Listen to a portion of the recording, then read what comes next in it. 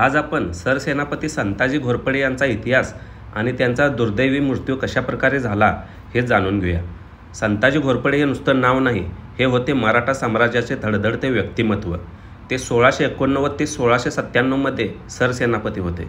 छत्रपती संभाजी महाराजांच्या मृत्यूनंतर अत्यंत नाजूक पडत्या काळात मराठ्यांचे साम्राज्य नष्ट होण्यापासून वाचवले ते संताजी घोरपडे यांनी. 29 ऑक्टोबर 1660 साली जन्म झालेल्या या योद्ध्याने सलग 17 वर्षे औरंगजेबाला कडवी झुंज दिली. त्यांची दहशत एवढी होती की मोगली घोड्यांना आणि त्यांच्या सैनिकांना जिकडे तिकडे संताजी घोरपडे असल्याचा भास व्हायचा.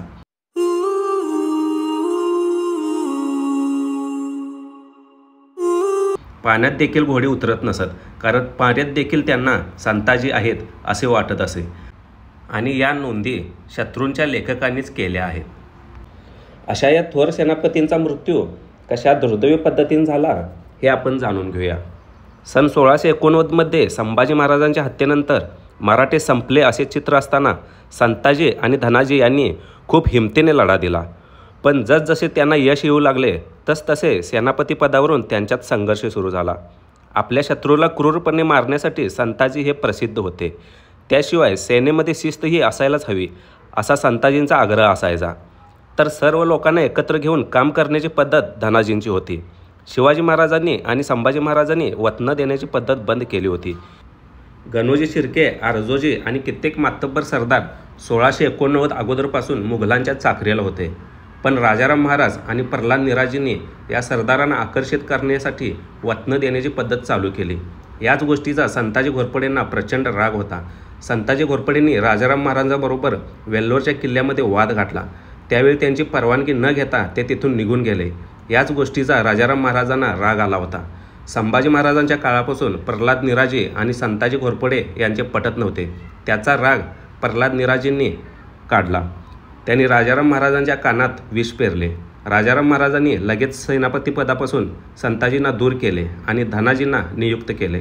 धनाजींनी संताजींचा पाठलाग सुरू केला.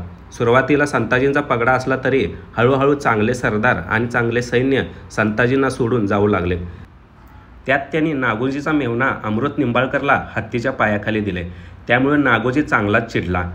त्यावेळी कारखेलजवळ संताजी घोरपडे निशस्त्र आंघोळ करत असताना कपडे आणि तलवार बाजूला ठेवली होती.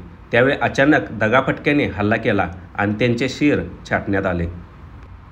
त्यामुळे स्वराज्याचं जितकं नुकसान शत्रू सैन्याने केलं त्यापेक्षा जास्त नुकसान आपल्याच लोकांनी गद्दारी आणि फितुरीने केलं. सरसेनापती संताजी घोरपडे यांची ही दहनविधी समाधी आहे. ही समाधी कृष्णा व पंचगंगा संगमाजवळ त्यांच्या पत्नीने बांधली आहे. त्यावेळी कारखेलजवळ त्यांची हत्या करण्यात आली. या बंड फितुरीने केलेल्या हत्येत त्यांचं मुंडकं औरंगजेबासमोर हजर केलं होतं. त्यांचं धड इथं आणून त्यांचं दहनविधी केला होता. आता आपण संताजी घोरपडे यांच्या घराण्याचे कुलदैवत सुब्रह्मण्येश्वर महादेव मंदिराचे दर्शन घेऊया. या मंदिराचं बांधकाम हेमाडपंथी आहे. सर्व स्त्री वर्गाला 12ही महिने इथं दर्शन करता येतं.